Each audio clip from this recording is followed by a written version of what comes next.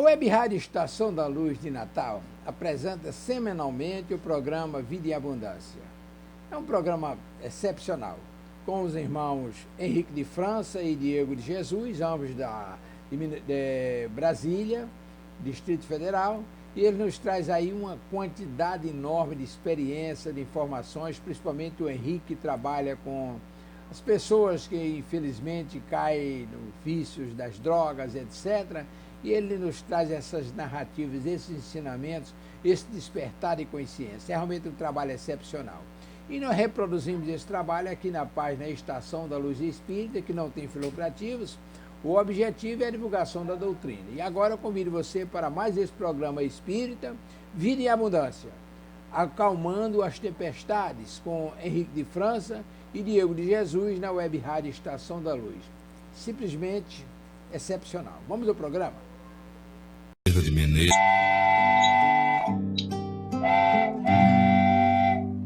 Pai nosso, que estais no céu, santificado seja o vosso nome. Venha a nós o vosso reino, seja feita a vossa vontade, assim na terra como no céu, assim na terra como no céu. O pão nosso de cada dia dai-nos hoje, ó Senhor. Perdoai as nossas dívidas, assim como perdoamos aos nossos devedores. Não deixeis cair em tentação, mas livrai-nos de todo o mal. Não deixeis cair em tentação, mas livrai-nos de todo o mal.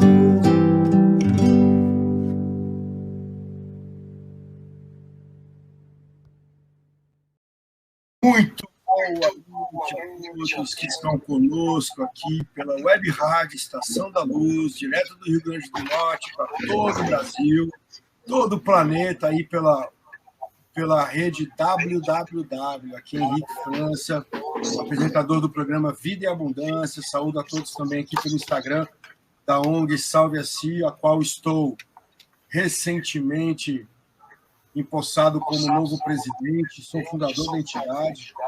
A entidade foi fundada no ano 2000 e que já tratou gratuitamente mais de 10 mil pessoas com dependência química grave. Quero dar uma boa noite a todos, pedir que vocês fiquem com a gente. Esse é meu irmão e companheiro aqui, apresentador também, Diego, famoso Diego de Jesus, meu irmão em Cristo. Aqui a gente faz uma apresentação bem bacana, pessoal, de um programa que fala sobre o viés do espiritismo, dessa doutrina cristã e bendita, sobre as relações humanas, para o crescimento e aprimoramento moral de todos nós, e evolução, a ascensão ao reino de Deus, através das máximas que o Cristo nos trouxe há cerca de 2000 e pouquinhos anos atrás. Eu queria pedir para vocês para estarem com a gente essa noite, 1 hora e meia de programa, né, Diego? Que tem como tema hoje a calmaria das tempestades. É esse o tema, Diego? Vamos, a partir daquela passagem, isso, a partir daquela passagem em que o Cristo acalma as tempestades, a tempestade, né? A gente quer fazer uma reflexão aí sobre, principalmente puxando para o atual momento em que nós vivemos aí, certo. Né? Tentando eu queria saber, Diego, eu queria saber, antes de mais nada, antes que a gente esqueça, a prece de abertura. Eu queria inusitadamente pedir para o nosso irmão Tavares fazer a prece dessa noite. Tavares, meu irmão, você poderia nos conceder essa honra, meu caro? É bom porque, ultimamente, a audiência está caindo quando a gente faz prece aqui inicial, viu? É bom colocar então vamos levantar agora com o nosso irmão Tavares. Meu amigo, por mim a audiência vai cair muito. A prece que eu vou fazer é que realmente é muito boa, mas a audiência para mim, né? Mas eu agradeço demais e eu queria concitar a todos, que eu sempre coloco aqui na rádio, viu, meu filho, que é um momento sublime, né, da prece, né? É o momento sublime da prece. E aí nós vamos fazer a prece, que foi um presente de Jesus para todos nós, porque ela chegou no dia de Natal, e é a prece de Cáritas. E ela começa assim: Deus, nosso Pai, que sois todo poder e bondade, dai força àquele que passa pela provação e dai luz àquele que procura a verdade.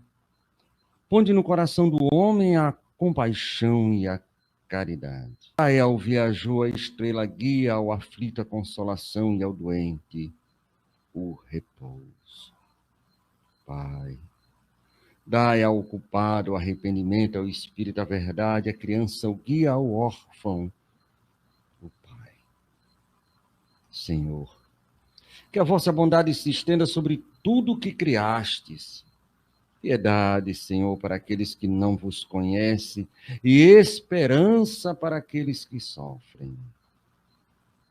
Que a vossa bondade permita aos Espíritos Consoladores derramarem por toda parte a paz, a esperança e a fé. Deus, um raio, uma faísca do vosso amor pode abrasar a terra. Deixa-nos beber na fonte dessa bondade fecunda e infinita, e todas as lágrimas secarão, todas as dores irão se acalmar. Um só coração, um só pensamento subirá até vós, como um grito de reconhecimento e de amor. Como Moisés sobre a montanha, nós vos esperamos com os braços abertos. Ó poder, ó bondade, ó beleza, ó perfeição. E queremos, de alguma sorte, alcançar a vossa misericórdia. Deus, dai-nos a força de ajudar o progresso a fim de subirmos até vós. Dai-nos a caridade pura. Dai-nos a fé e a razão. Dai-nos a simplicidade, que fará de nossas almas o espelho onde se deva refletir a vossa imagem. Cáritas, 25/12/1873. Graças a Deus e muito obrigado. Gratidão imensa. Qual foi a outra ocasião, essa semana, que a gente recorreu à prece de Cáritas? Lembra, Diego? No domingo, Henrique, naquela roda terapêutica ali na Maria de Magdala, na unidade feminina da Salveci. A pedido do nosso palestrante do dia, o seu Manuel. Seu Manuel está com a gente aí pela Web Rádio Estação da Luz hoje, Diego? Quem é que já entrou por aí? Vou ver. Como é que estamos aí? Aqui pelo Instagram, a gente já está com uma galerinha aqui nos acompanhando. Sejam bem-vindos, muito boa noite. Eu estou tentando abrir meu WhatsApp aqui para mandar uma mensagem lá na Casa Maria de Magdala para avisar o Alain que a gente está no ar. Ele deve ter esquecido, não entrou com as meninas ainda. Vamos lá. Boa noite a todos, Espiritismo na Luz, nossa irmã Rosângela. Muito boa noite, querida. Como sempre com a gente aqui, nossa fiel amiga desse momento tão sábio que é podermos estar bebendo da fonte que é o Cristo. Olá, Renata, seja bem-vinda. A gente já tem aí o pessoal aí por dentro do chat aqui, ainda não. Diego, meu irmão, o tema de hoje, acalmando a tempestade. Como é que é isso, meu irmão? Pois é, Henrique, ainda a gente seguindo essa linha aí, né? Tentamos pegar um gancho com os assuntos que a gente tem tratado, né, nos últimos programas aí. Falamos sobre crises, falamos sobre transição planetária, né, esse momento de convulsões sociais e espirituais e de todas as ordens aí que acompanham naturalmente, né, esse processo de transição, de culminância, de aferição, né, de valores, de separação ali do que precisa ficar e do que deve ser abandonado, né? Então, nos veio aí até no meio da discussão apareceu aí uma passagem de um comentário de Emmanuel, né, ali no livro Caminho, Verdade e Vida, capítulo 40, Tempo de Confiança, em que ele nos comenta, né, um versículo de Lucas que fala justamente da tempestade, né? Essa passagem, Henrique, da tempestade acalmada, ela está em todos os evangelhos sinóticos, né? Está em Mateus, está em Marcos, está em Lucas, e João também comenta mais indiretamente. Então, a gente quis pegar esse gancho aí para tratar, né, dessa passagem tão simbólica, também tão importante, para tentar ter mais um alicerce aí da palavra das Escrituras Sagradas, né, para nós trazermos, né, como deve ser sempre o nosso estudo, a nossa aproximação de qualquer escritura, né, tentar trazer para o presente, ressoar no presente. E aplicar, né, Diego? Aplicar na vida, internalizar, aplicar e assim realizar a mudança que o Cristo sempre... Brilhe a vossa luz, ide, pregai, jamais vos deixarei órfãos, que venha a mim os aflitos, todo consolo, tudo que ele nos consola, Diego, tudo que ele faz, tudo que ele fez e tudo que ele faz até hoje por todos nós, é nos consolar, para nos ensinar o caminho da consolação. Desculpa, essa é a minha catarse sobre tudo isso, né? Como eu vejo isso no Henrique, né?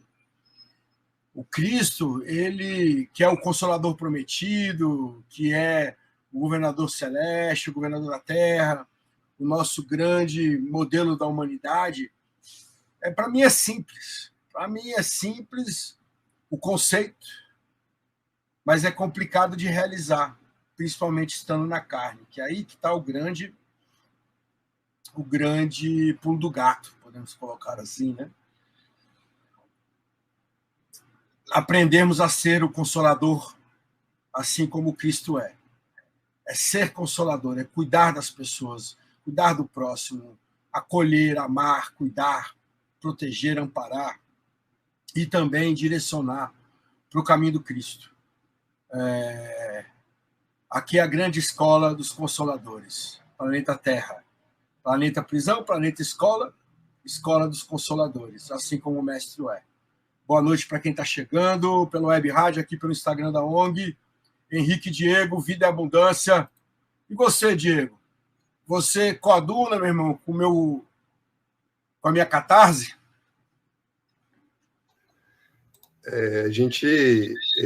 Essa é a ideia, né, Henrique? A gente sempre, em qualquer leitura, em qualquer aproximação aí, não só, né, da letra em si, das Escrituras Sagradas, seja Novo, Antigo Testamento, agora aqui a gente vai e sempre dá uma maior ênfase, sim, para o Novo Testamento, mas o Antigo é muito importante e basilar para nós entendermos com completude, com uma clareza maior, né? Porque nos diz claramente, Emmanuel, né? Isso, Henrique, todas as revelações, né? As 3 que nós trabalhamos aí, né?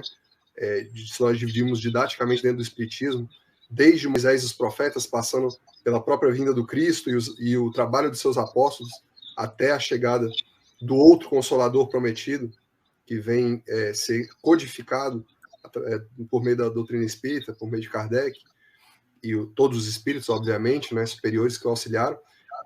Todas essas revelações elas estão intimamente conectadas, né? E é importante que nós saibamos estudar e costurar, fazer essa colcha de retalhos que sempre é construída assim, né? O entendimento, a interpretação e principalmente a vivência, né? De tudo que nos chegou do alto aí, que não foi pouco, né? Não tem sido pouco, principalmente por meio da doutrina espírita, né? Então, Henrique, como a gente tinha adiantado, a gente tem 3 passagens, em 3 evangelhos aqui, separamos aqui nos 3 evangelhos, essa passagem curta de Jesus acalmando a tempestade, né? E a gente até tinha divulgado aí o capítulo versículo de Lucas, né? Mas como ela é bem curta, dá até para a gente ler as 3 aqui, para fazer um estudo comparado aqui, né? Veja que em Mateus, por exemplo, lá em Mateus 8, de 23 a 27, né? Ele diz assim, né? O evangelista. Ele já começa com a entrada de Jesus no barco, né? No versículo 23 está assim. Entrando ele no barco, seus discípulos o seguiram. De repente, uma violenta tempestade abateu-se sobre o mar, de forma que as ondas inundavam o barco. Jesus, porém, dormia. Vamos ver. É interessante que nas outras passagens aqui a gente vai ver detalhes em que cada evangelista quis enfatizar aqui, que são muito importantes para a nossa análise, a nossa interpretação e principalmente, né, a gente trazer aqui para a nossa vida a reflexão mais profunda, né? Entrar nas camadas um pouco mais profundas do que as tradicionalmente superficiais que nós temos contato, né, com os evangelhos. Então diz Mateus ali, Jesus, porém, dormia, né? Os discípulos foram acordá-lo clamando, Senhor, salva-nos, vamos morrer. Ele perguntou, por que vocês estão com tanto medo, homens de pequena fé? Né? Então ele se levantou e repreendeu os ventos e o mar, e fez-se completa bonança.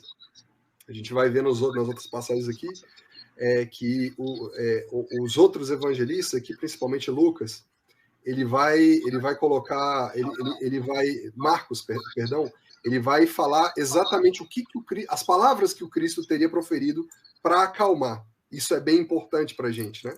Mas Mateus ele é mais sucinto aqui, né? E no final aqui de Mateus, os homens ficaram perplexos e perguntaram: quem é este que até os ventos e o mar lhe obedecem? Né? Olha que legal. Aí como é que a gente vê essa passagem em Marcos? Veja só, um pouquinho mais destrinchado, né? Digamos assim, mais detalhado. Marcos, capítulo 4, do versículo 35 em diante, né? Ele diz assim, naquele dia, ao anoitecer, né, já é uma informação a mais, né, que a gente tem, ou ao entardecer, entre entardecer e ao anoitecer, disse ele aos seus discípulos, vamos para o outro lado, vamos atravessar. Era o que ali? Era claro que é o mar da Galileia, né, que na verdade é um grande lago, né? Ele é tomado como um mar, mas ele é um grande lago, né? Um lago de vastas extensões e propenso a muitas a tempestades por conta do clima desértico, de muitos ventos, principalmente quando ao anoitecer, né? Então, disse o Cristo aqui, né, em Marcos, vamos para o outro lado, ou vamos atravessar. Deixando a multidão, eles o levaram no barco, assim como estava. Outros barcos também o acompanhavam. Olha como é uma descrição, ele vai detalhando muito mais aquela cena para a gente, né? Diz assim, outros barcos também acompanhavam, né? Ele vai descrevendo o que estava ali em torno deles também, né? Então, vem a parte da tempestade. Levantou-se um forte vendaval, e as ondas se lançavam sobre o barco, de forma que este foi se enchendo de água. Jesus estava na popa, olha só, uma linguagem já bem específica, mais náutica, né? A popa é a parte de trás do navio, né? A proa a gente chama da parte da frente, do bico ali, a ponta da frente do navio, e a popa a parte de trás. E Marcos nos traz que o Cristo estava na parte de trás, Jesus estava na parte de trás dormindo, com a cabeça sobre um travesseiro, né? Ele ainda, uma almofada, enfim, ele ainda acrescenta esse detalhe aqui, né? Os discípulos o acordaram e clamaram: Mestre, não te importas que morramos? Olha como é diferente de Mateus, né? Em Mateus, ele fala assim: Senhor, salva-nos, vamos morrer, né? Aí, aqui em Marcos, ele diz que os discípulos lhe perguntam: Mestre, não te importas que morramos? Olha só. Ele então se levantou, repreendeu o vento e disse ao mar: olha só, aquiete-se, silencia-te, acalma-te, né? Olha só. O vento se aquietou e fez-se completa bonança. Então perguntou aos seus discípulos: por que estão com tanto medo? Ainda não têm fé? Né? Homens de pouca fé, a gente vê algumas variações dependendo da tradução. Né? Então, no finalzinho aqui, eles estavam apavorados e perguntavam uns aos outros: quem é este que até o vento e o mar lhe obedecem? Marcos ainda traz essa última informação aqui a mais, que eles ainda ficaram apavorados depois da calmaria, né? Depois que Jesus acalmou, porque era tal a perplexidade, né? Que eles permaneceram com medo por conta daquele fenômeno absolutamente extraordinário que eles haviam presenciado ali, né? Veja que já tem muito mais informações. Em Lucas, por fim, Henrique, diz assim, né, o evangelista, no capítulo 8, versículo 22, em frente. Certo dia, Jesus disse aos seus discípulos: vamos para o outro lado do lago. Né? Atravessemos o lago. Eles entraram no barco e partiram. Enquanto navegavam, ele adormeceu. Abateu-se sobre o lago um forte vendaval, de modo que o barco estava sendo inundado e eles corriam um grande perigo. Os discípulos foram acordá-lo, clamando: Mestre, mestre, vamos morrer. Ele se levantou e repreendeu o vento e a violência das águas. Tudo se acalmou e ficou tranquilo, se tranquilizou. Onde está a sua fé? Perguntou ele aos discípulos. Amedrontados e admirados, eles perguntaram uns aos outros: quem é este que até aos ventos e às águas dá ordens e eles obedecem? Né? Então, nessas três passagens... Quem é esse, meu irmão? É o Cristo. Então, a gente vê que nas três passagens, né, Marcos aqui, ele dá um pouco mais de detalhes, uma riqueza um pouquinho maior de detalhes, mas nas três tem coisas bem interessantes que nós podemos retirar aqui, né? Veja, Henrique, que, por exemplo, a gente pode pegar ali, naquela introdução que Marcos nos traz, naquele dia, ao anoitecer ou ao entardecer, ele disse aos discípulos: atravessemos, vamos para o outro lado. Né? Deixando a multidão, eles levaram no barco, assim como estava. E outros barcos também acompanharam. E aí, Henrique, a gente já pode começar a fazer uma reflexão mais aprofundada, né? Muito além do que está ali no superficial. Vamos para as entrelinhas, vamos retirar ali a luz da doutrina espírita, é claro, com a ajuda dos espíritos, né, que nos trazem as informações, principalmente Emmanuel, né, o nosso grande professor de evangelho, que nos vem trazer, né, Henrique, que o barco de cada um, não são poucas as menções, por exemplo, ao mar, né, Henrique, o mar na sua inconstância, naquela maresia, aquelas situações de tormenta, situações de calmaria, ele é comparado, né, à vida nossa material, né, aqui na encarnação, né?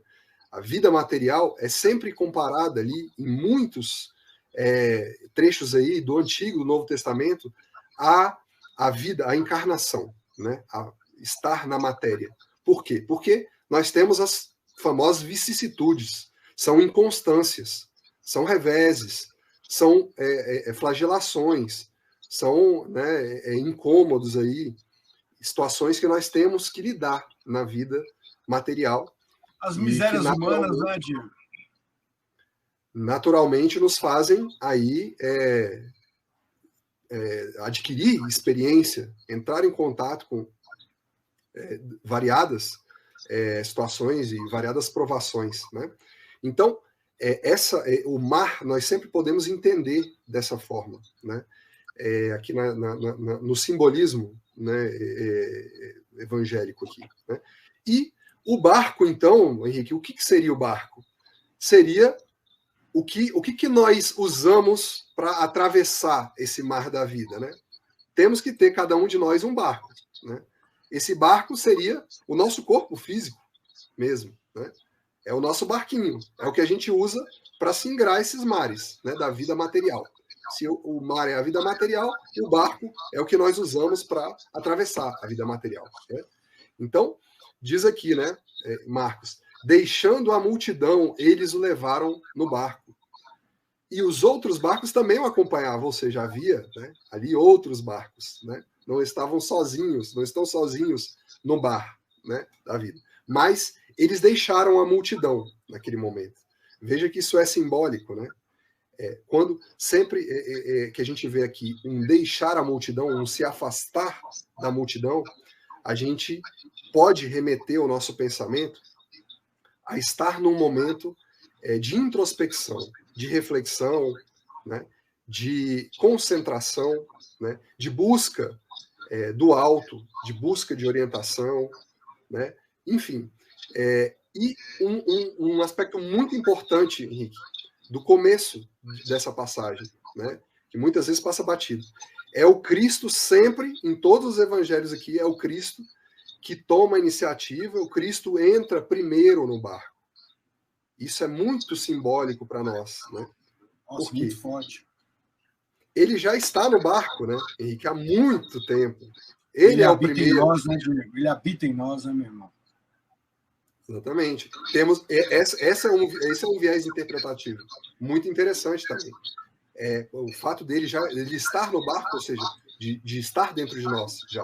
Mas nós podemos também entender, né, como a experiência que ele já traz de bilhões de anos à nossa frente, de criador ou modelador do planeta, né, e de estar atrás do barco. Veja que ele estava atrás do barco, né, onde, em geral, Henrique, fica o leme, naqueles barcos antigos, né? Ficava o leme ali atrás, né? O controle do barco estava ali atrás, né?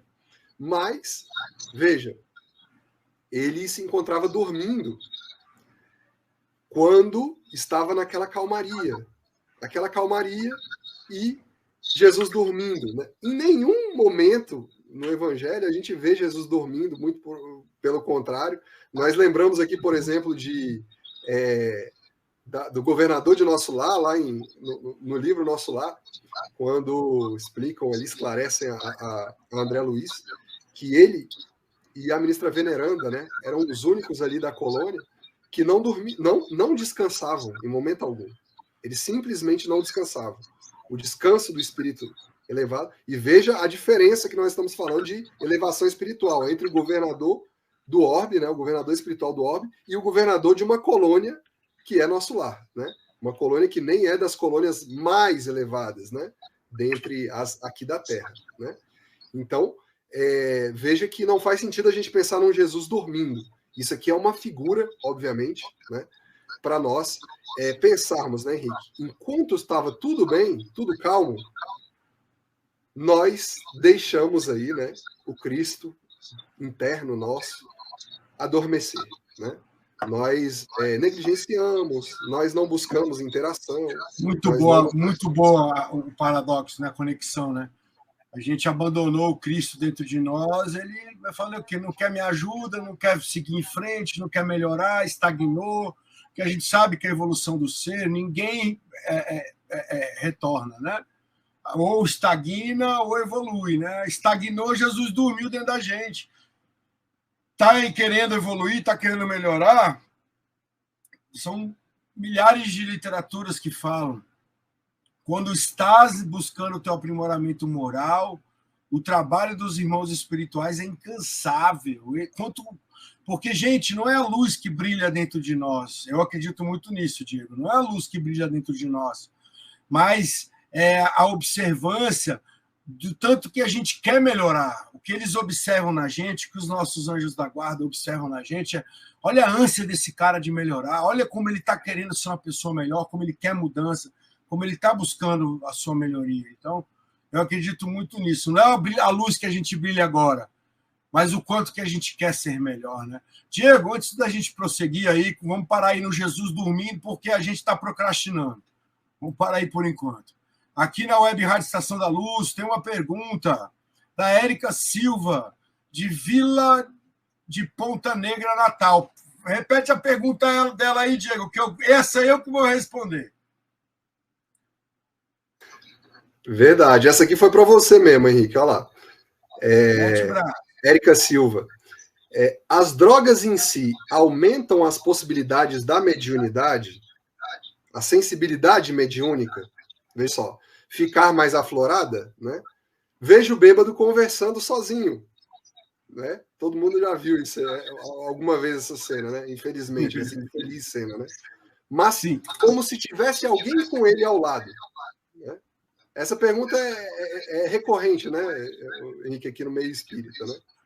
Muitas vezes. Mas você tem. Diego, realmente... o que você acha? Você acha que a cachaça aumenta a capacidade mediúnica da pessoa? A pessoa fica mais ostensivo no que tange a mediunidade?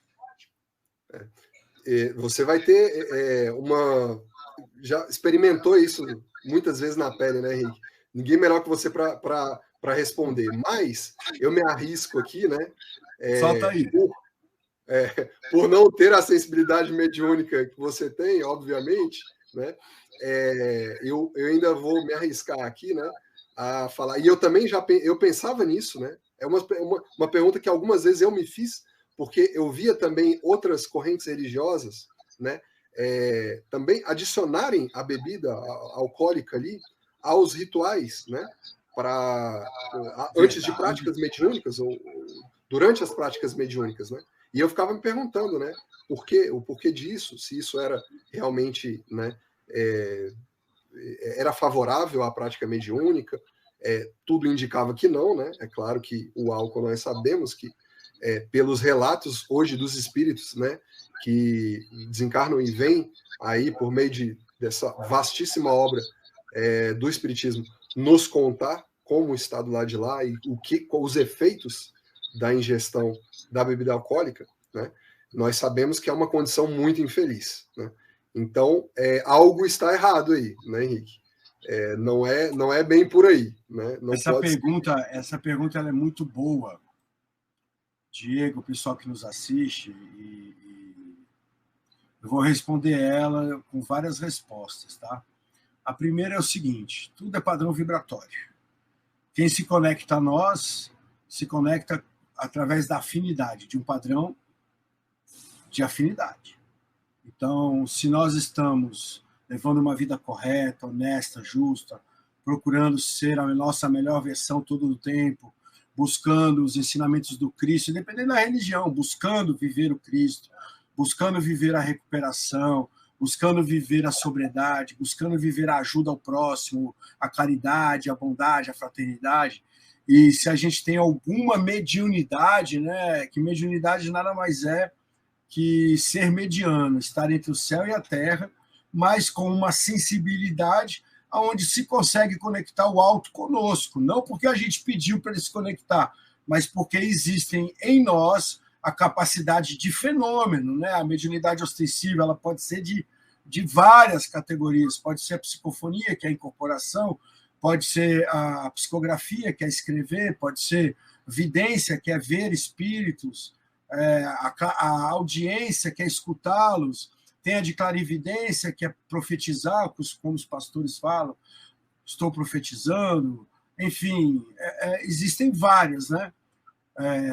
Quando você está muito bem e você tem a mediunidade ostensiva, cada vez mais você conecta com espíritos elevadíssimos e espíritos sofredores que a espiritualidade amiga traz até você para receberem auxílio, porque todos nós somos vasos de ectoplasma, nós somos energia fluídica pura, é o que nós temos, né?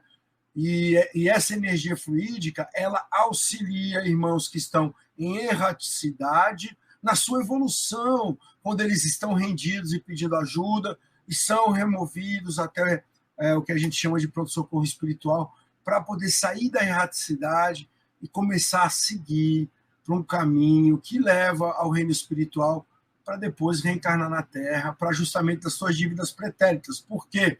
Porque aquilo que nós adquirimos aqui na Terra, só na Terra nós iremos nos libertar.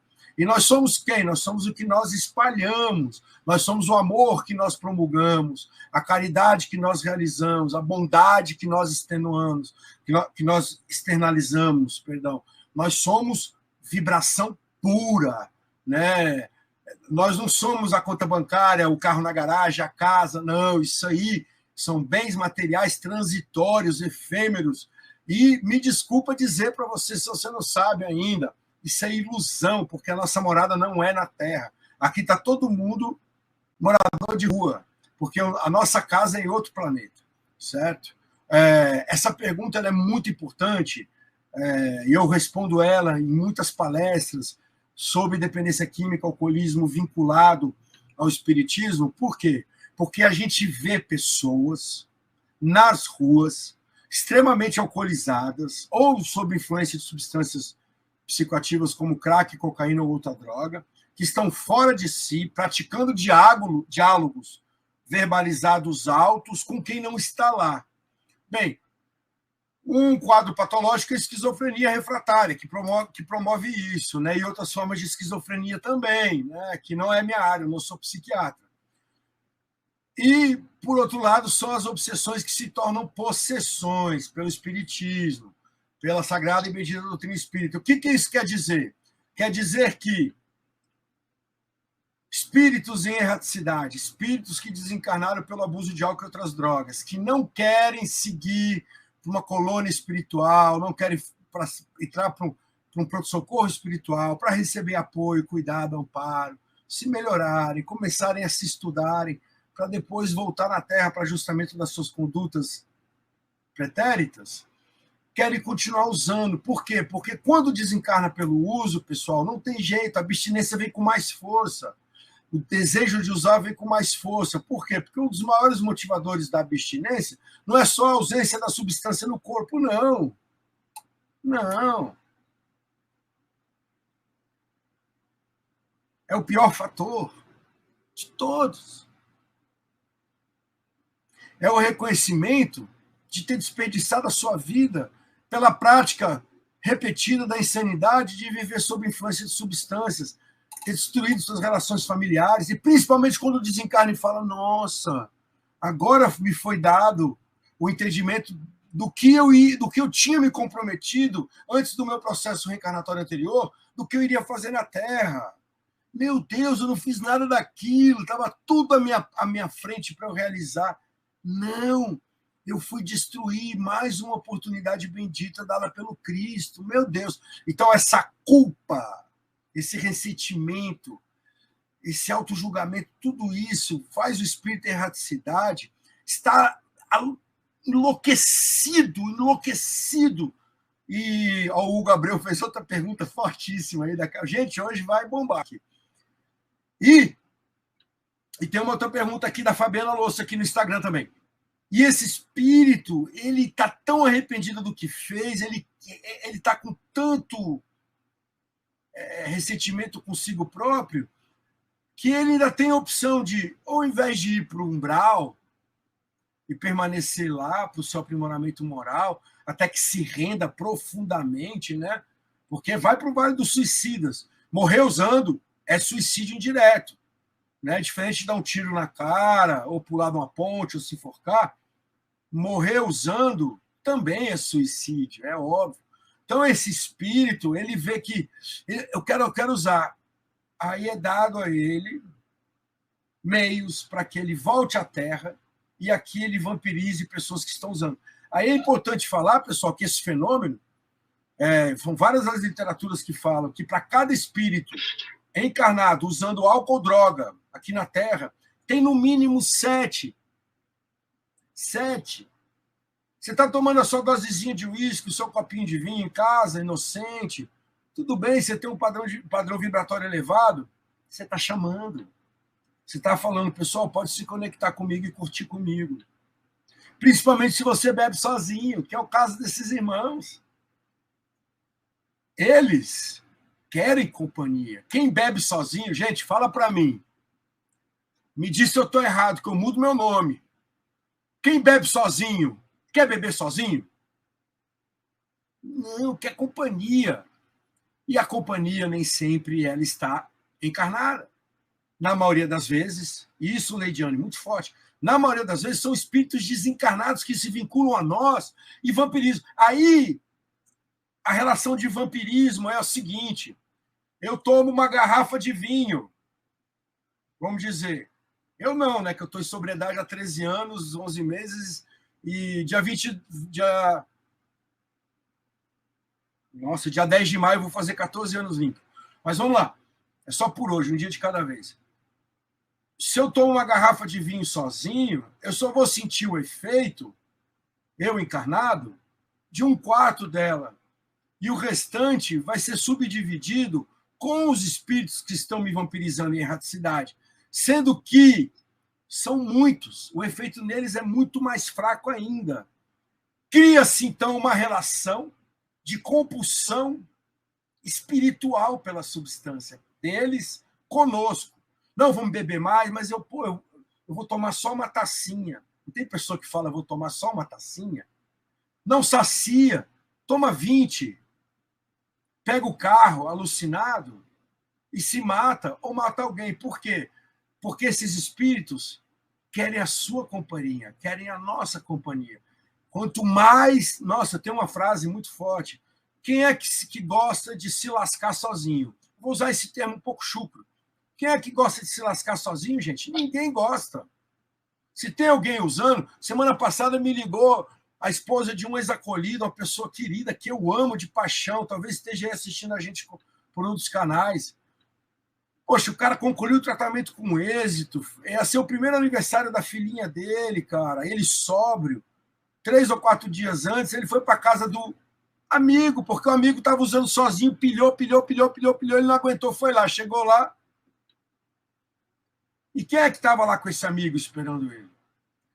Então, assim, o andarilho, a pessoa que vive, que a gente está viajando de carro na estrada, e a gente vê uma cena triste de uma pessoa arrastando um saco pesadíssimo nas costas, não sabe do que tem dentro desse saco.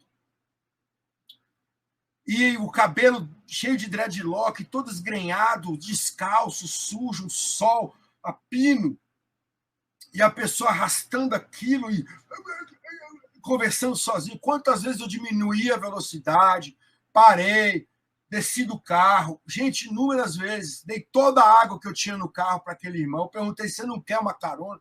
Ele não conseguia conectar comigo. Esse que me traumatizou, ele não conseguia conectar comigo. Ele estava conectado com outros. São obsessões que, à medida que a relação cresce, se torna possessão. E aqueles espíritos que vampirizam, eles são escravos dentro de uma falange, dentro do umbral, que você encontra em várias obras, principalmente de Luiz Sérgio de Carvalho, que diz assim, Diego, você quer beber, você quer usar, tudo bem, a gente tem como te mandar para lá, mas você vai criar um débito com a gente. Existe essa negociação nas zonas umbralinas. Quantas vezes na casa espírita, no grupo mediúnico, a gente acolhe espírito que fala, pelo amor de Deus, eu consegui fugir do meu amo, eu consegui fugir daquele que me guia, daquele que detém o poder sobre o meu espírito, porque eu estou cansado de beber e de fazer com que pessoas desencarnem, alucinadas pelo álcool e pelas drogas, para servirem a ele também. E eu pedi, pelo amor de Deus, me ajuda, e me trouxeram até aqui. Ele não vai me achar aqui, não, né? Aí a gente fala, não, meu irmão, aqui você está protegido, aqui você está amparado. Aqui agora, só se você falar, não, eu não quero mais, porque o teu livre-arbítrio, ele funciona com os espíritos do bem, com os servidores do Cristo, o teu livre-arbítrio vai sempre funcionar. Mas com aqueles trevosos a qual você fez pacto, existe uma prisão. Então tem que se tomar muito cuidado. Eu falo para o pessoal, o negócio é pelo menos morrer limpo. Morrer praticando amor, a caridade, a bondade, sem praticar o mal, e limpo, sem vicissitude vinculada à drogadição, ao alcoolismo, sem o viciozinho, né? Se existisse viciozinho, né, pessoal? De tomar uma para abrir o apetite, de ir para o happy hour. Ah, cegos. Não vem um palmo à frente do seu nariz. Quanto tempo desperdiçado para chegar lá e falar: poxa, aquele tempo que eu desperdicei, eu podia ter me adiantado moralmente. Aí vem de novo aquela fala que eu falei um pouco antes, né, Diego? Não é a luz que a gente emite agora, não é o brilho que irradia de nós agora, pessoal. Não, não é. Isso é importante, mas o que o Cristo quer e os trabalhadores do Consolador, o que o nosso anjo da guarda quer é saber o tanto que a gente está com desejo real e sincero de sermos melhores, de servir com amor, com afinco, de cuidar, de amparar. Gente, de evoluir moralmente. É isso que conta para o Cristo. Porque se ele habita dentro de nós, eu fui dar essa água, Diego, para essa pessoa em situação de rua, num trecho entre Bahia e Brasília, e não agora, nessa última viagem que eu fiz, numa outra. E ele simplesmente ficava... Cara, a boca toda queimada, o pé queimado, irmão. Eu nunca me apiedei tanto. O odor dele era ocre, cítrico ao mesmo tempo. Era muito forte. Mas eu falei, cara, entra no meu carro, deixa eu te levar até um poço, vou te dar uma comida. Eu não tinha um saco de bolacha na hora. Cara, conversa comigo, qual o seu nome? E eu dei a água para ele, ele bebia com medo de mim. E eu senti que ele não estava sozinho. E que eles, junto dele, recusavam o meu amor, recusavam o meu desejo de consolá-lo. Eu fui embora ali. Fazendo oração não era por ele, não. É pela humanidade. Porque antes de chegar naquele estágio, o Estado, as igrejas, os centros espíritas, as famílias, o familiar, o vizinho, todo mundo poderia ter tocado o coração dele com amor. Não estou dizendo que não tocou, mas poderia ter tocado. Agora vamos lá. Casa da Sagrada Umbanda. Os espíritos que trabalham na incorporação, tá, pessoal? São espíritos que pedem bebida alcoólica. Eu tenho alguma coisa contra isso? Não. Mas se o espírito, digamos, tem alcoolismo, será que ele é o espírito indicado para trazer alguma orientação para nós aqui na Terra? Já conheci casa de umbanda onde não há consumo de álcool, nem de fumo, nem de charuto, nem de cachimbo, nem nada, onde estudam a doutrina espírita e na hora da incorporação são aqueles espíritos com a mesma roupagem, mas que eles falam. Eu escutei ele falar, olha, eu não trabalho mais lá naquele terreiro porque eu não quero mais o consumo de bebida para o meu espírito. Olha que legal. Então, assim, sem julgamento, tá, Érica? A mediunidade ficar mais aflorada? Não. Estar suscetível a ser obsediado e possuído? Sim. Para quem está em situação de rua. Dentro dessas casas espíritas, dessas casas de umbanda sagrada, os espíritos que bebem através do médium, eles estão bebendo através do médium. Eu já vi acabar a incorporação e o médium, depois de ter tomado, o espírito ter tomado uma garrafa e meia, duas de cachaça, o cara tá sãozinho.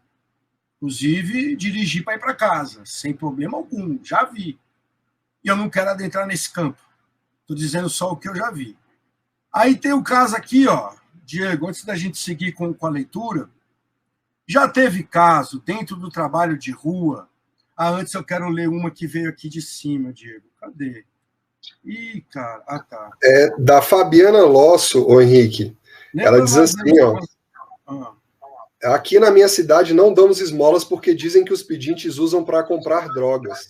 Agora estão pedindo para comprar alimentos, né? Provavelmente aí nas provações da pandemia, né? Começaram a talvez mudar um pouquinho o objeto, mas estão também trocando por drogas. Como ajudar agora? Pergunta ela, Fabiana Loss.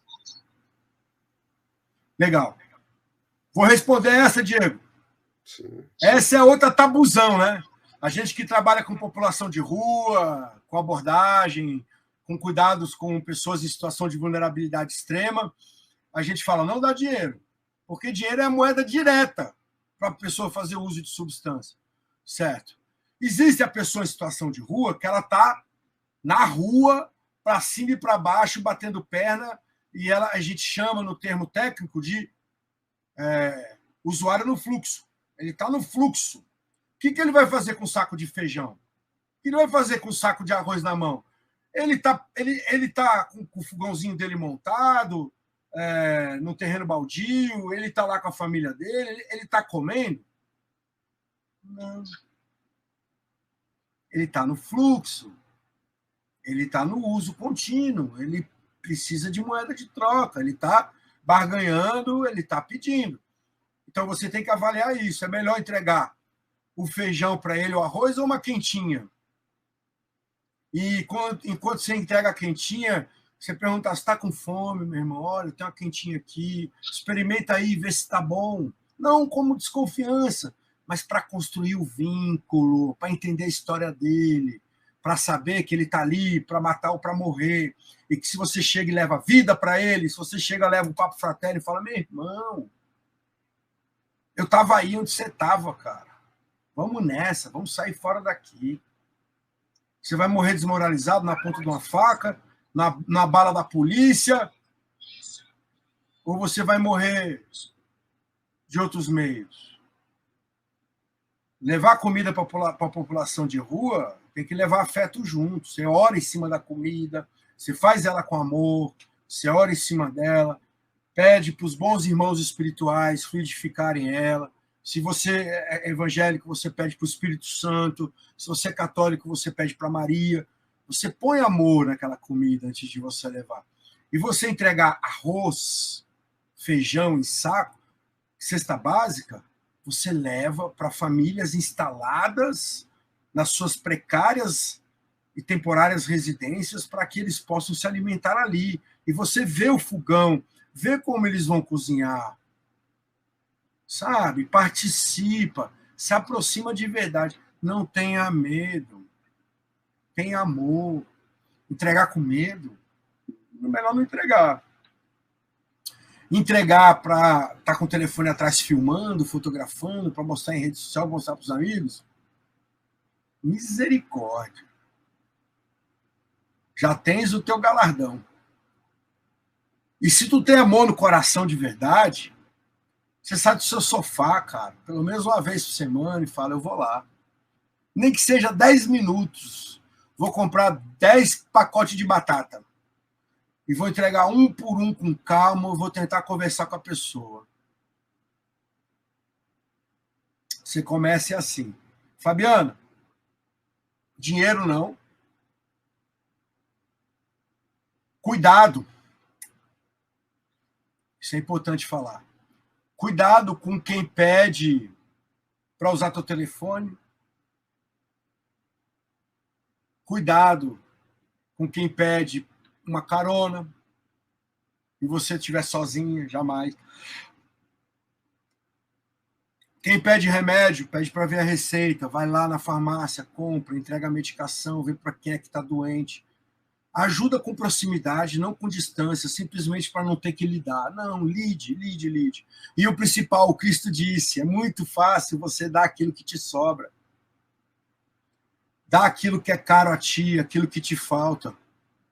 Quinta-feira passada, a gente, no nosso trabalho, 2 rapazes, né, Diego, foram para a fazenda, tinha um senhor já idoso, desnutrido, desidratado, insano pelo excesso de álcool no sangue, que queria ir, mas a gente não podia acolher.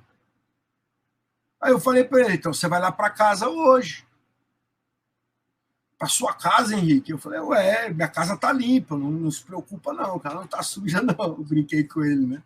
Aí ele, para sua casa, Henrique? Ele falou 40 vezes, ele falou, ninguém nunca te levou para a própria casa? Apenas por querer te ajudar, meu irmão? Aí ele ficou calado. Aí estavam meus filhos comigo, porque a gente não participou do trabalho inteiro, a gente foi comer um espetinho de churrasco, ele se sentiu amparado, acolhido ali, começou a brincar com meu filho, ficou bem humorado.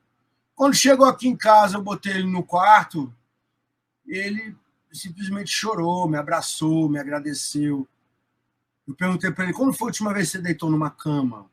Ele, não sei te dizer.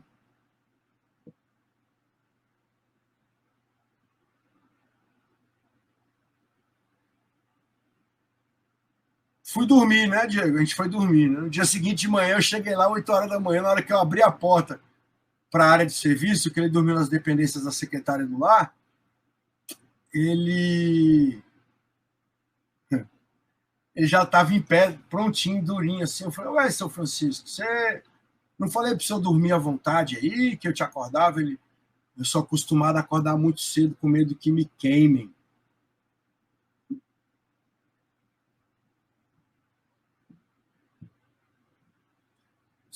Perguntei para ele, isso foi bem legal, né, Diego? Eu perguntei para ele, você quer uma tapioca com ovo e queijo? Você quer um misto quente? Ou você quer bolo com leite achocolatado? Ele, bolo com leite achocolatado. Aí a gente tomou ele tomou o leitinho dele ali, aí eu chamei o transporte para vir buscar ele e levar para a fazenda, para o tratamento dele. E ele muito agradecido. Eu, sinceramente, não estou fazendo mais que minha obrigação. Eu não deveria nem receber um muito obrigado. Eu tinha uma cama sobrando, eu tenho comida na geladeira. E outra, será que é tão especial mesmo fazer a caridade, ajudar o próximo? Não é, gente. Não é. Isso não tem nada de especial. Isso é obrigatório. E eu rogo ao Cristo, e eu falo isso todo dia quando me parabenizam pelo meu trabalho, pelo que a gente faz enquanto Salve Assim, enquanto trabalho em população de rua, eu falo, pessoal, não me agradeçam. Eu rogo ao Cristo o dia que falar, o trabalho do Henrique legal, só mais um. Por quê? Porque tem que ter vários. Tem que estar todo mundo engajado a ajudar o próximo. Gente, é aquela história. O baseado, a cocaína, não entra no quarto dos nossos filhos voando por baixo da porta. Quanto mais aumenta o consumo, quanto mais existe cenas de uso, muitas drogas, muitos jovens se matando, se destruindo pelas drogas, mais acessível está para os nossos filhos. Se não é por caridade, é por obrigação de proteger aqueles que nós mais amamos. Não é isso, Diego? Realmente, Henrique, veja que essa... Desculpa, pessoal. Perdão, Diego, perdão. Não, que é um assunto que sempre está aparecendo aí, né, Henrique, em pauta, e é importante, você vê, o pessoal que acompanha quer saber, né, sobre essas coisas, e realmente essa é de utilidade pública até, né, Henrique, a gente falar sobre isso, porque a todo momento nós estamos sendo confrontados com isso aí, irmãos nossos nos pedindo, né, um dinheiro, alguma coisa, né, nos sinaleiros aí, nas cidades grandes, e enfim, há essa demanda, né, e nós temos que saber como agir, né, nesse sentido, de forma cristã e de forma inteligente, né, porque nós temos o sentimento da caridade, mas nós temos que ser inteligentes, né, temos que botar ali, né, raciocinar, né, não pode ser só, nada na nossa vida pode ser, tem que ser equilibrado, né, entre o equilíbrio, o circuito, mente e coração, ele tem que estar sempre ativado, né? tem que estar sempre operante, né? Então, Diego, o Hugo Abreu, nosso irmão Hugo, que está sempre com a gente aí lá de Afogados, Recife, Pernambuco, ele está perguntando se você já foi xingado ou agredido. Sempre conosco, o Hugo Abreu. Eu ia até falar, você falando desse caso, né, do seu Francisco da última vez, nós tivemos, por exemplo, uma agressão, o Henrique. Verbal, eu acho que, assim, é muito frequente, né? Isso a gente vê com muita frequência. A agressão física é um pouco mais difícil, né? Mas já tivemos casos, sim, né? E principalmente dessa última vez, havia, além do seu Francisco, você contou toda a história aí, havia um outro irmão aí pedindo acolhimento, a gente não tinha condição, já tínhamos reservado essas 2 vagas para os 2 acolhidos que foram para Salve a Si, e nós tentamos explicar de várias formas ali, mas ele não, né, ele ficou ali bem contrariado, revoltado, e chegou a bater, né, no celular de um colega nosso aí, muito presente, muito atuante ali, né, em todas essas atividades nossas, né? E ele bateu no celular, o celular caiu, estava inclusive sem capinha, deu muita sorte de não ter trincado tela ou alguma coisa assim. Mas foi um momento de muita tensão, né? Em que esse irmão, ele é cadeirante, né? Tem um problema na perna, segundo ele, depois de um atropelamento. E eu tive que pegar a cadeira dele e distanciar ele ali da gente, porque ficou, né, tenso. Mas, e principalmente, Hugo, você pergunta aqui, como foi resolvido? Hugo, se a gente está fazendo uma tarefa que a gente quer que seja cristã, a gente quer levar de alguma forma o Evangelho do Cristo, ou a pregação, como o nosso irmão Francisco de Assis nos trouxe, né? A pregação que só se necessário tem que se usar palavras, porque nós pregamos o Evangelho sem precisar de palavras, né? Nós não podemos entrar nessa vibração de agressividade, jamais podemos entrar na vibração de agressividade. Eu já entrei, me arrependi grandemente, né, Diego? Aquela vez eu entrei, né? Fiquei bravo, paguei um mico, né, cara? Depois eu me arrependi tanto. E, cara, eu acho que eu não tive mais nenhuma, pelo menos ninguém mais me provocou para saber se eu consegui resolver isso em mim, porque nós somos humanos. Mas eu já tomei pedrada, eu já tomei ameaça de morte grave, já me jogaram pau na cabeça. Tem uma história muito forte, eu vou contar jazinho, porque o Diego está falando como é que foi resolvido essa. Então, dessa vez o que eu fiz foi, ele era cadeirante, era um pouco mais fácil, né, da gente providenciar um distanciamento, né? Porque quando chega nesses níveis, né, de agressão física, agressão verbal, a gente já não adianta, né? A maior parte das vezes a gente já não consegue mais desarmar a pessoa está te mostrando que ela está disposta e já chegou ali às vias de fato. Então, né, o mais recomendado é a gente realmente separar a pessoa, né, as 2 pessoas, ou quem tiver tido algum entrave ali, algum desentendimento, né? Então, para mim, estava mais fácil, eu só peguei a cadeira dele e saí um pouco mais rápido, né? Apertei o passo, falei, amigo, desculpa, não vai dar para a gente conversar, a gente, né, quando você tiver afim, disposto a conversar de forma serena com a gente foi honesto com você, nós queremos te ajudar, sinceramente, mas nós não estamos podendo atender o seu pleito no momento. Mas aí a gente ofereceu, né? Liga depois, liga amanhã e tal. Ele, não, mas eu quero ir hoje e tal. E foi por isso que a confusão se instalou. Eles não gostam de ser contrariados. Eles tiram qualquer coisa como uma ofensa pessoal. Existe uma coisa que é da psicologia, tem psicólogos aqui, talvez possam até participar aqui, dizendo como é que é o nome dessa questão na psicologia. A pessoa, quando está em situação de vulnerabilidade e você vai ajudá-la, você tem que tomar cuidado para ela não estar se sentindo humilhada por estar em situação de desfavorecimento. Então, você tem que fazer a doação sem que gere constrangimento, com desprendimento, com carinho, com sorriso, de maneira simples, e mostrar que você está fazendo aquilo ali e você faz por qualquer pessoa, e que você não está fazendo para se sentir superior àquela pessoa. Entendeu? Tem que ter essa cautela e saber que se eles estiverem agressivos, faz parte, faz parte. Agora tem uma história que ela é bem espírita, né? A gente estava o Banho de Amor, que é o trabalho que a gente realiza, está aqui na minha camisa, ó. Aqui a equipe, aqui Banho de Amor. É um trabalho que a gente realiza desde 2016. Começou com o caminhão da recuperação, que a gente levava 100 litros de sopa. Aí, ó, na camisa do Diego, que legal. A camisa do Diego é a camisa do voluntário do Banho de Amor. A camisa que eu tô é da Maria de Magdala, da unidade feminina da Salveci.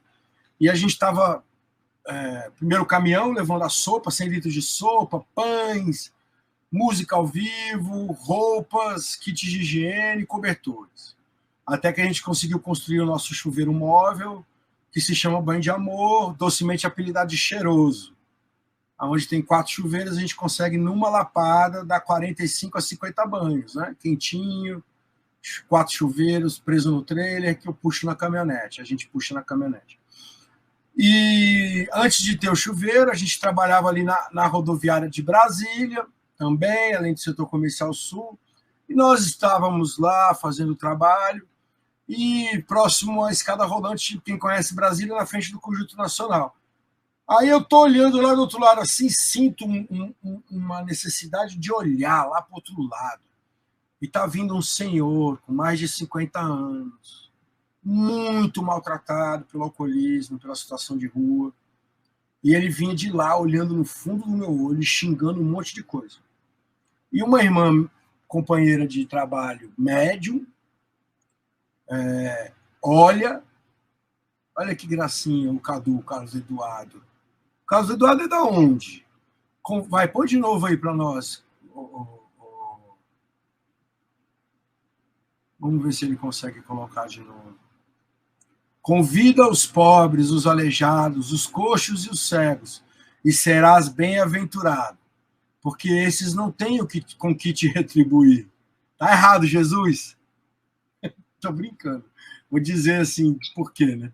Ser-te-á isso retribuído, mas, ô Tavares, deixa eu terminar de ler, Tavares. Você está bravo, você está apressado, parece adolescente namorando. Mas ser-te-á isso retribuído na ressurreição dos justos. Não tira, Tavares. Por que eu falei brincando que o Cristo está errado? Olha só. As pessoas em situação de rua, elas não têm como te retribuir. O Cristo quis dizer que não tem como te retribuir financeiramente. Mas a oração deles, verdadeira, o desejo, o que eles nos querem bem, por serem os humildes e os escravos das vicissitudes, gente, tem um impacto tremendo. Eu não costumo falar não, mas vira e volta o cara, obrigado, senhor Henrique, eu falo, ora por mim. Aí sou eu sendo interesseiro. Porque é por eles que o Cristo veio, gente. Por nós, doentes. Eu sou doente, não sei você que está me assistindo aí. Eu tenho uma doença gravíssima. E que não é a dependência química ou o alcoolismo. Não. É a mãe de todas essas doenças chamadas vícios. Eu sou um egoísta. Mas eu estou expurgando de pouquinho em pouquinho, de piquitinho em piquitinho, como diz o mineiro, o egoísmo no meu coração e deixando que o amor venha habitar. Como?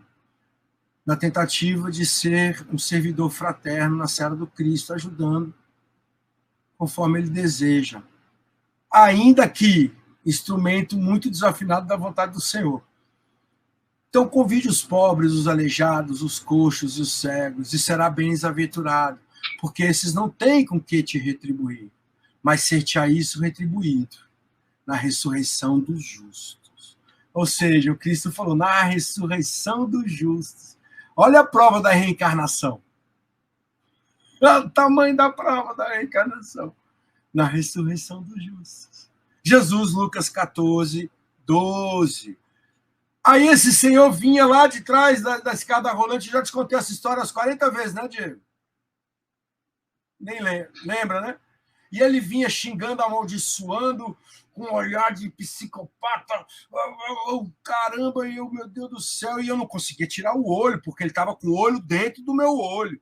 E a nossa amiga médium do lado fala: Henrique, eu estou percebendo, eu estou vendo o que está acontecendo. Eu falei: vai dar problema, cara, esse cara tá vindo me matar, alguma coisa assim, ele tá psico, ele tá bem possessivo. Aí ela falou: faz uma prece agora por ele, porque não é ele. São seus obsessores. São os teus perseguidores. São os teus cobradores.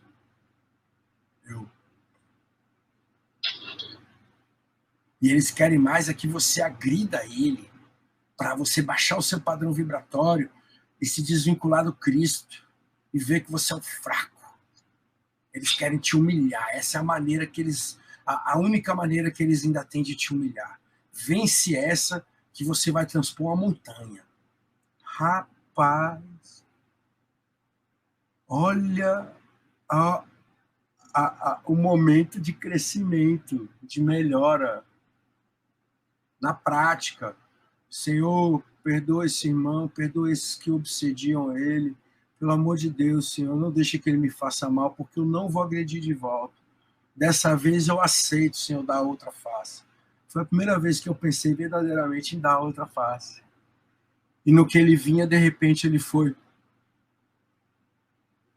acalmando. Eu sei que os irmãos espirituais o envolveram, que o trabalho que a gente faz tem um amparo da espiritualidade tremendo. Nossa. Aí ele chegou, aí eu tomo a sopinha, irmão, passei o pratinho térmico com a sopinha, a colherinha descartável. A voluntária botou o pãozinho em cima, colocou ao lado o copo com suco, eles foram para o cantinho comer. Aí a minha colega médium olhou para mim, deu um sorriso. Aí eu falei: nossa, que aprendizado. Ela: não acabou. Quando eu olho lá para o mesmo lugar, está vindo o outro. Mas ele não vinha na mesma direção, ele passava paralelo ao nosso trabalho. E ele me olhando feio, me amaldiçoando, e eu orando por ele, sorrindo, mandei um paz e bem, meu irmão, e ele saiu. E assim a gente vai conseguindo, se entendendo, se conhecendo melhor, conhecendo o Cristo melhor. Diego, tem mais pergunta aí, você já viu aí, querido? Eu acho que o Acalmando a Tempestade vai ter parte 2 também, meu queridão. Nós já estamos 8h40. Como é que é isso aí, Diego? As outras perguntas. Tem problema nenhum. O Tavares sempre nos concede aí uma parte 2, né? Na generosidade aí do amigo, sempre consegue protelar aí um pouco as nossas discussões. E são todas as passagens, né, Henrique, do Cristo aqui. Essas lições são lições para muito tempo de discussão, né? Muitas horas, muitos. Então, a gente pode fazer, sem dúvida, vamos fazer aí uma parte 2, mas essas perguntas são o que o pessoal que está nos assistindo aí, realmente, o pessoal que acompanha, e o Hugo, né, o pessoal sempre presente aí, a Fabiana Losso aí, a gente agradece por essa pergunta, né? Muito importante, por como a gente poder agir diante desses irmãos que nos pedem: me dá um trocado, estou passando fome e tal. E realmente é muito importante também, né? A gente, essas questões da vida prática e do trabalho de caridade, as pessoas poderem, né, todos os irmãos aí que nos assistem, irmãos e irmãs, poderem saber como ir agindo, como ir com algo da nossa experiência que a gente possa trazer aqui, que a gente traz da rua, né? Esses convidados esses convidados aqui, né, de Lucas aqui, que o Tavares colocou para a gente aqui, o Carlos Eduardo, né, nos citou aqui, os convidados de Jesus, Henrique, eu me lembro aqui sempre do nosso venerando, né, espírito aí, foi mentor espiritual de Eurípides Barçanufo nessa última encarnação, São Vicente de Paulo, né, que sempre falava: tratem bem os convidados de Jesus, porque eles são muito exigentes. Esses são os convidados de Jesus, tá vendo? Os pobres, os aleijados, os coxos, os cegos, esses irmãos. Lá na parábola da bodas do rei, né, Diego? Os convidados do rei, na parábola da boda do rei. Eles são muito exigentes, né? Eu costumo falar isso também, sempre que aparece a oportunidade, no nosso trabalho de rua, né? Porque eles são muito exigentes, e essa exigência nos traz a oportunidade de testemunhar. São grandes oportunidades. Quando a gente recebe uma agressão física, verbal, né? Principalmente verbal, que é muito mais recorrente. Veja, nós estamos ali, né, no voluntariado, né? Ninguém está ali sendo pago, ninguém está ali sendo obrigado, né? E com um trabalho ali, né, que estamos auxiliando do jeito que a gente consegue, né? E, é claro, o pessoal está ali abrindo mão de momentos aí de lazer, né, com a família, qualquer outra coisa que pudesse estar fazendo, né? Mas isso, obviamente, isso não vem à tona naquele momento. Eles vêm ali nos cobrar, né, querer, de alguma forma, né, nos testar. E é esse teste que é a oportunidade, que daí surge a nossa oportunidade de realmente testemunhar, de realmente subir um degrauzinho a mais ali, né, no nosso serviço cristão, né? Então, a gente passar a observar isso como oportunidade, como grande oportunidade, né? Quando o caso Eduardo também traz aí uma outra passagem que eu gosto muito de citar: quando fizeste a um destes meus pequeninos irmãos, a mim mesmo o fizestes, né? Sendo Cristo o governador espiritual da Terra, e o espírito dele, portanto, expandindo-se por todos os recantos desse planeta, né? Não há um só centímetro quadrado desse planeta que não esteja ocupado, que não esteja sendo sob influência direta do Cristo, do espírito dele, a expansividade, a grandeza, né, desse espírito. Toda a ação, né, boa, má, que nós fazemos reflete diretamente nele. Ele recebe isso diretamente. Aí por isso ele vem nos falar que o que quer que façamos a qualquer um dos pequeninos, a ele mesmo estamos fazendo, porque é diretamente a ele, né, que nós estamos atingindo, né? Então, o Hugo ainda vem, né, a última questão aqui, né, a ingestão de droga tipo cocaína, álcool, quanto tempo leva para essas drogas saírem totalmente do corpo, né?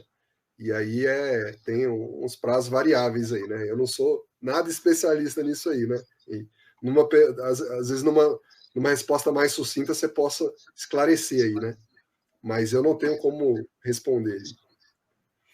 Legal, vamos lá, olha só, assim, o efeito, né, de euforia, ou o efeito que a substância causa no cérebro, ele se encerra com alguns dias. Fora o ácido lisérgico, que ele permanece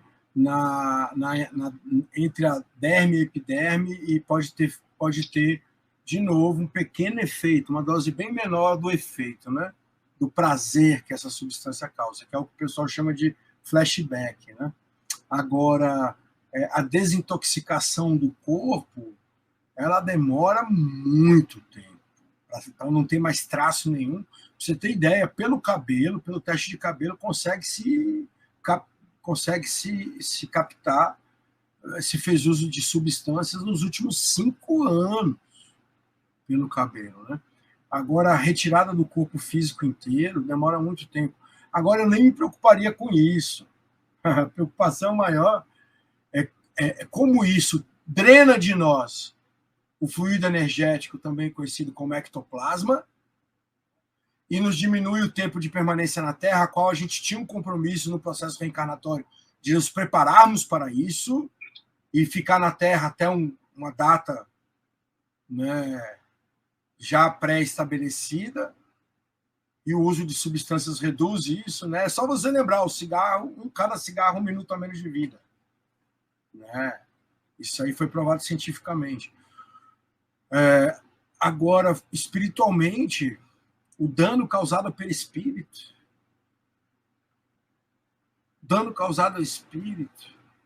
Gente, eu usei álcool e drogas pesadas por 23 anos. Eu vou fazer 14 anos limpo. Eu quero, pelo menos, antes de desencarnar nessa vida, estar sóbrio por 46 anos.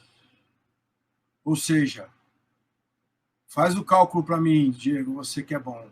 23 menos 14, 9? 9 anos. 9 mais 23, 32? 32. Então eu preciso chegar a 32, a mais 32 anos limpo. Aí eu estou com 47. 47 mais 32?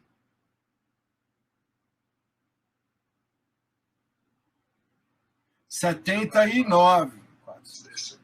77 anos. Eu preciso desencarnar depois dos 77. Mas eu sei quando eu vou desencarnar, se eu continuar nessa batida aqui. A mim já me foi revelado mais ou menos a idade que eu vou estar. Vai ser superior a isso. Por que me foi revelado? Para diminuir a minha falta de fé em acreditar que eu ainda vou desencarnar novo.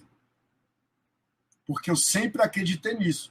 Lógico que eu injetava drogas na veia, eu fumava crack, usava cocaína, bebia pinga, fumava 3 maços de cigarro por dia. Como é que o cara que faz uso disso acredita que vai viver muito? E, sinceramente, hoje mesmo, na terapia em grupo com as meninas, eu falei, eu estou de hora extra. Não era para eu estar vivo, eu estou porque eu estou vivendo uma missão. E cada vez mais eu tenho o compromisso de vivê-la. Diego, tinha uma coisa que eu queria abordar, cara, muito importante. Antes da gente fazer o encerramento, já são 8h49, faltam 10 minutos para o encerramento. É às 9, não é isso, querido? Isso. Eu queria ver primeiro aqui no Instagram se alguém deixou alguma pergunta, algum comentário. Não, o pessoal não interagiu muito, só a Fabiana novamente. Obrigado, viu, querida? Deus te abençoe aí e vamos em frente aí. Juntos somos invencíveis, sozinhos não somos capazes de muito, não. Viver no coletivo é viver no Cristo, um amparando o outro sempre. Ó o Carlos, belo trabalho, programa e resgate, permaneçam firmes, meus amigos. O trabalho é do Cristo, somos instrumentos. O programa é maravilhoso, graças à oportunidade dada por ele. Edmar Barros, boa noite. Maceió falando, olha aí o Nordestão com a gente aí. Para quem não sabe, pessoal, a gente está falando de Brasília, Distrito Federal. A gente está falando a menos de 10 minutos a pé do Palácio do Planalto. A gente mora aqui coladinho na esplanada dos ministérios, no centro do poder do Brasil. Esse Brasil, pátria do Evangelho, né? Oh, Cristo. Como Jesus é maravilhoso, né? Tamanho do desafio que ele encara todos os dias por nós. Diego,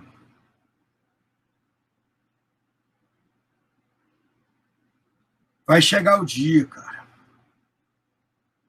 Como chegou uma vez para mim, vem chegando para muita gente, das pessoas pararem de lutar pelo que não tem valor, irmão. Das pessoas se debaterem por tanta coisa supérflua. Eu recorro muito ao supérfluo também, não me nego, mas onde as pessoas vão dedicar mais momentos do seu dia, do seu tempo, para ajudar quem sofre. Foi como eu disse no começo da live, sejamos também como o Consolador prometido.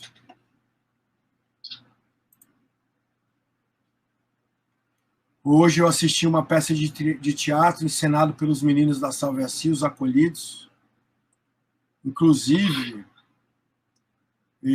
eu não consigo copiar o link para dentro, mas, pessoal, é só entrar no YouTube, ONG Salve Assi, e é o primeiro vídeo, eu dei upload dele hoje. Uma palestra, uma apresentação teatral criada, encenada e dirigida por um dos meninos que a gente tirou da Cracolândia não tem nem 2 meses. E eram 14 atores e um comentarista. O roteiro criado por eles, a encenação, tudo. São pessoas cheias de talento que só querem uma oportunidade. O cara falou para mim, me abraçando, chorando copiosamente no meu peito. você vai me dar outra oportunidade? Eu falei, cara, eu não tenho nenhuma oportunidade para te dar, é você que dá para você mesmo. A casa é sua, vai, faça seu tratamento. Mas eu tô super paranoico, fumei muito crack. Eu falei, e daí?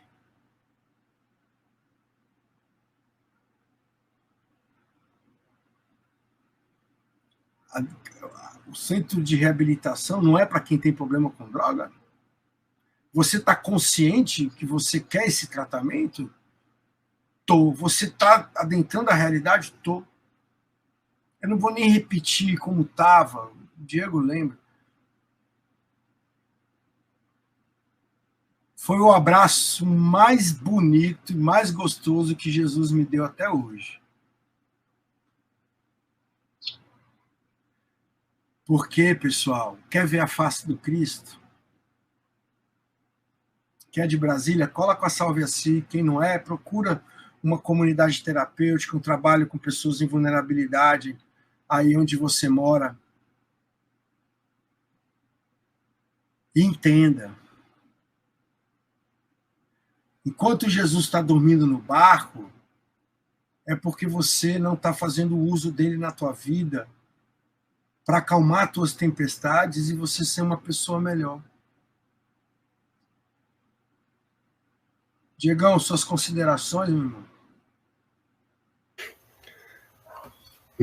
Eu acho que tá muito bem. A gente priorizou aqui as respostas, né? Os nossos queridos irmãos que acompanham aí, e realmente vamos sempre tentar priorizar isso aí, né?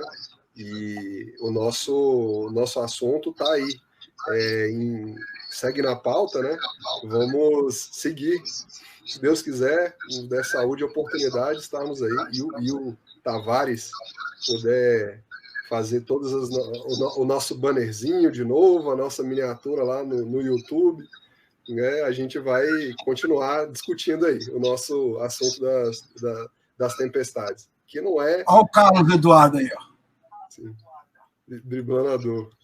Esse livro está aí na sua estante, né, Henrique? Está bem aí em cima. Mostra-nos o lado espiritual de quem desencarna por overdose de drogas e como ficam os corpos físicos e espirituais de nossos irmãos recém-desencarnados, né? Muito legal a literatura do Luiz Sérgio.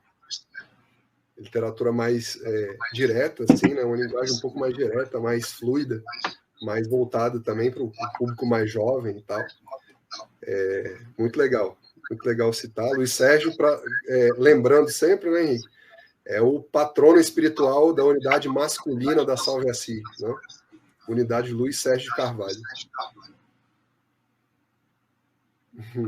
Bem, eu me arrisco a dizer que ele está aqui com a gente agora. Nos acompanha demais, né? Trabalho realmente a gente deixa nas mãos aí de quem está nos acompanhando, né? O Cristo acima de todos e Luiz Sérgio por aqui, mais próximo aqui, trabalhando muito conosco aí, né?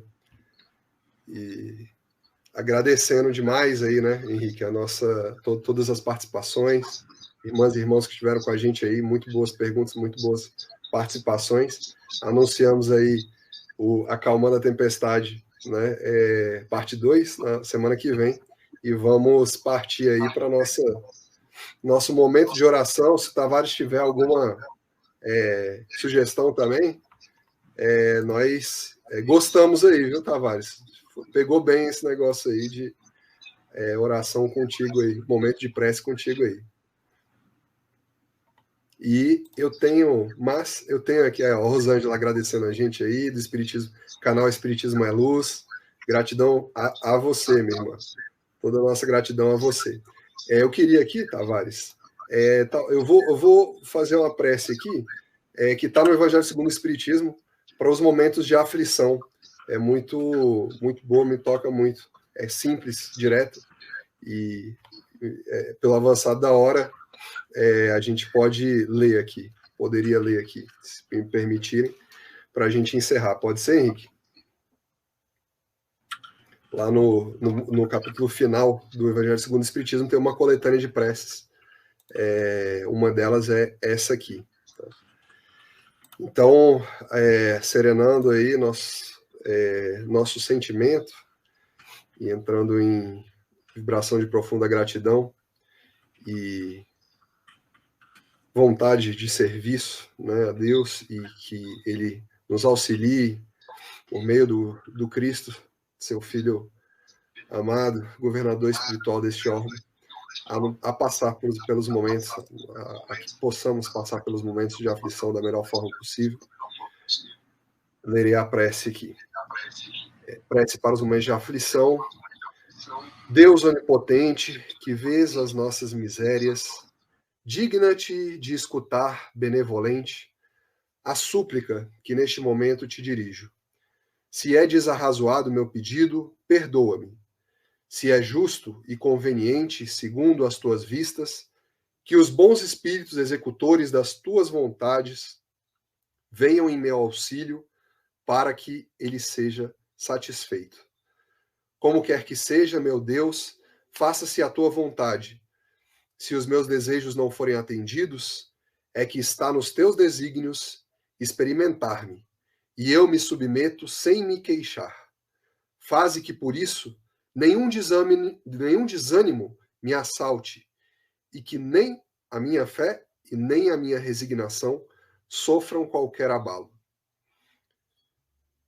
E assim, agradecemos por mais uma oportunidade de estarmos irmanados fraternalmente, que possa nosso pedido, nossas súplicas ressoar nos corações de todos os irmãos em necessidade, em aflição neste momento.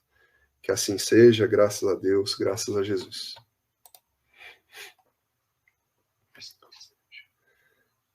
Gratidão, pessoal. Gratidão imensa pela Web Rádio Estação da Luz. Quero pedir a todos que... Eu peço desculpas, eu estava digitando enquanto o Diego fazia a prece, porque era muito necessário eu responder uma família aqui que está em desespero. E o trabalho não pode parar. É quando a gente aprende a fazer o evangelho no lar, né? Que fala, se o telefone tocar, atende, porque foi a espiritualidade que conectou num momento tão precioso. Então, consegui trazer alguma calmaria a essa família.